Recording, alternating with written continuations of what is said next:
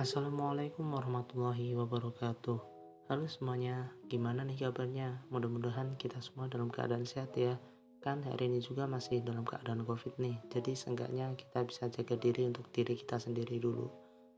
Nah, sebelumnya kenalin juga, namaku adalah Ulinuha Muhammad Firdaus, mahasiswa UIN Wali Songo Semarang semester 2, Prodi Komunikasi dan Penyiaran Islam, Fakultas Dakwah dan Komunikasi. Di sini aku mau ngobrol santai aja nih sebenarnya, yaitu membahas mengenai Raden Umar Said atau yang biasa dikenal Sunan Muria. Tentunya dari bahasan kali ini mudah-mudahan kita bisa mengambil ilmunya dan juga bisa menerapkan hal-hal positif yang mungkin bisa kita ambil ketika meneladani biografi beliau. Nah, langsung mulai aja ya. Meskipun di sini konsepnya podcast, tapi aku mohon maaf juga karena nggak bisa ngadirin seseorang buat kita ajak sharing atau diskusi mengenai Raden Umar Said ini. Tapi meskipun demikian, tenang, insya Allah aku akan bisa memberikan atau sharing materi Raden Umar Said ini dengan baik, sehingga kita bisa mengambil ibrah atau pelajaran dari hal-hal positif yang telah beliau ajarkan kepada kita semua. Aku mohon maaf juga karena mungkin di sini masih baca ya. Jadi kalau di pertengahan atau di akhir atau di awal aku mempresentasikan ini atau menjelaskan ini, aku masih terbata-bata, aku mohon maaf sebesar-besarnya. Nah, aku mulai langsung. Sebenarnya Raden Umar Said ini lebih dikenal dengan Sunan Muria. Bergelar Sunan Muria karena beliau dimakamkan di dataran tinggi Gunung Muria, Jawa Tengah. Ia putra dari Dewi Saroh, adik kandung Sunan Giri sekaligus anak dari Sunan Kalijaga. Nama Muria diambil dari tempat tinggal terakhirnya di lereng Gunung Muria, 18 km ke utara kota Kudus. Kalau tadi itu bergelar, kenapa bergelar? Sekarang kenapa dinamakan Sunan Muria ya? Nah, jadi bedanya itu. Gaya berdakwah dari Sunan Muria sendiri itu banyak mengambil cara ayahnya, yaitu Sunan Kalijaga. Namun berbeda dengan sang ayah, Sunan Muria lebih suka tinggal di daerah sangat terpencil dan jauh dari pusat keramaian atau kota. Hal itu untuk menyebarkan agama Islam dan bergaul dengan rakyat-rakyat kelas bawah atau bisa dikatakan rakyat jelata ya. Sambil beliau berdakwah, beliau juga mengajarkan keterampilan-keterampilan bercocok tanam, berdagang, melaut, dan lain sebagainya. Sunan Muria seringkali dijadikan juga sebagai penengah dalam konflik internal di Kesultanan Demak antara tahun 1518 sampai 1530. Ia dikenal sebagai pribadi yang mampu memecahkan berbagai masalah, betapapun rumitnya masalah itu.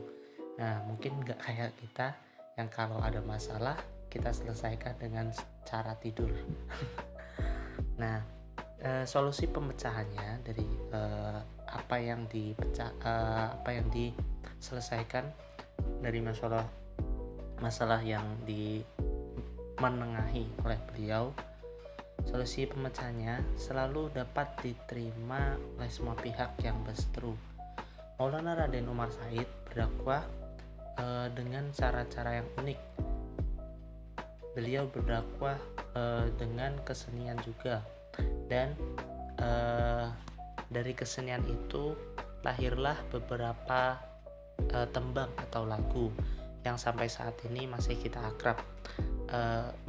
akrab kita dengar atau kita pernah mendengarnya ya, yaitu lagu yang berjudul Sinom dan Kinanti. Lanjut ke perjalanan hidup Sunan Muria. Sunan Muria adalah salah satu wali songo yang dilahirkan kira-kira pada abad ke-15 Masehi.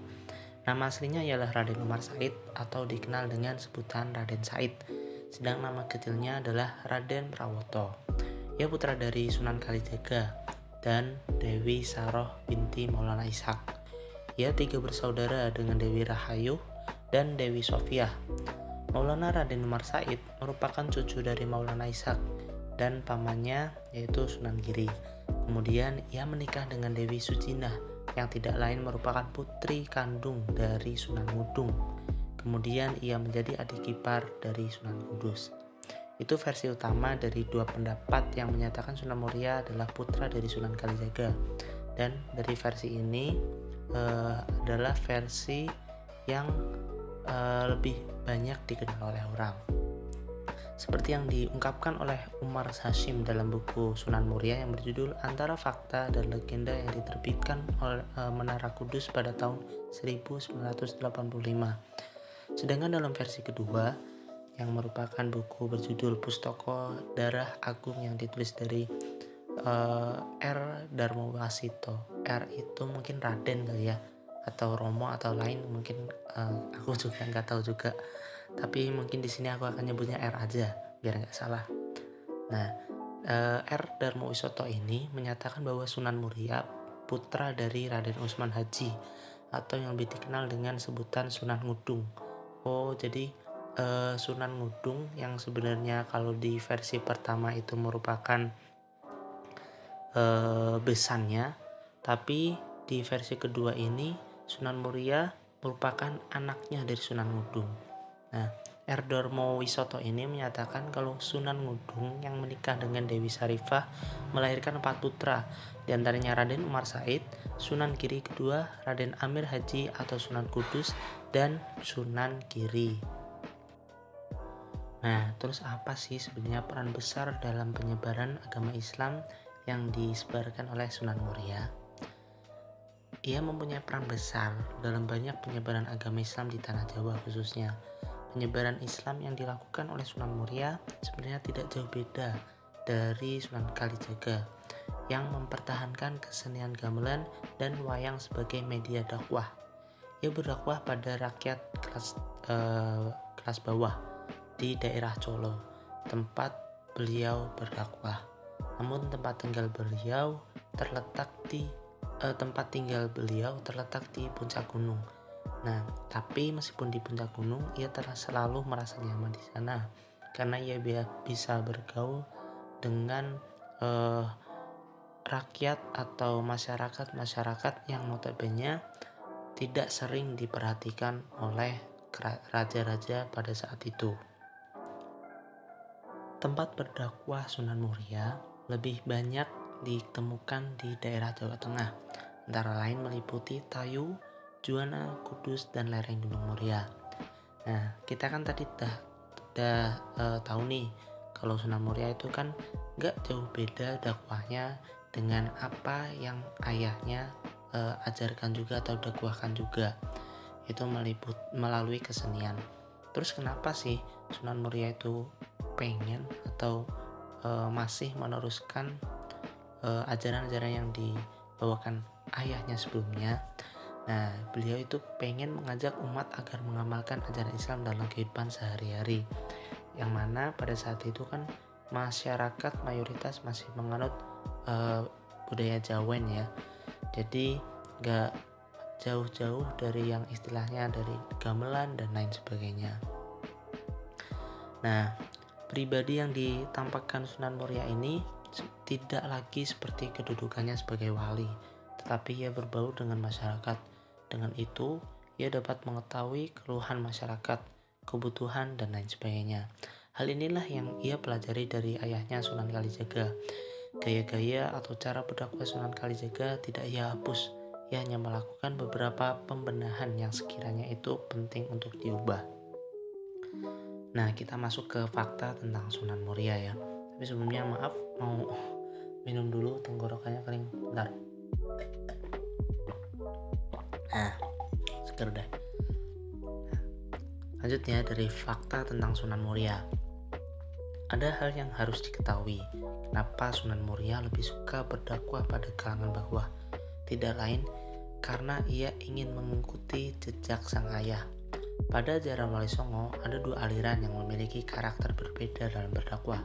Antara lain yang pertama, golongan pertama yaitu dari Sunan Kalijaga, Sunan Bonang, Sunan Muria, Sunan Kudus, dan Sunan Gunung Jati. Golongan ini lebih terkesan moderat dalam menjelaskan dakwahnya, lunak, dan mereka memanfaatkan kebudayaan dan tradisi yang pernah ada. Golongan kedua yaitu Sunan Giri, Sunan Ampel, Sunan Derajat. Golongan ini lebih kepada metode dakwah yang bersumber pada ajaran Al-Quran dan As-Sunnah atau hadis, sebagaimana yang menjadi pedoman umat Islam pada umumnya. Golongan pertama disebut sebagai aliran Tuban atau Abangan, sedangkan golongan kedua disebut dengan aliran Putihan atau Santri.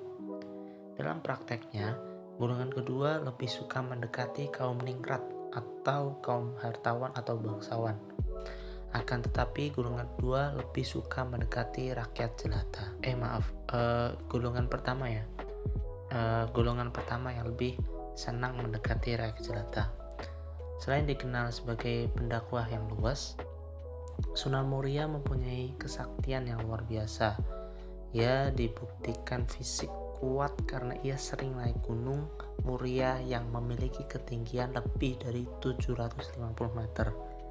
Setiap hari ia mendaki dan turun untuk menyebarkan agama Islam kepada masyarakat sekitar. Andai fisiknya lemah, tentu ia tidak akan sampai bertahun-tahun bisa melakukan yang demikian. Sampai akhir hayatnya pun ia terus melakukan dakwahnya setiap hari. Bahkan Sunan Muria dikenal sebagai seorang yang menjadi penengah ketika ada persoalan, seperti yang kita bahas sebelumnya itu. Nah, kita masuk ke kesimpulan. Nah, Sunan Muria adalah salah satu wali songo yang terkenal. Dia dikenal dengan seorang yang pemberani, seorang yang sakti mandraguna, dan ia seorang yang berwibawa.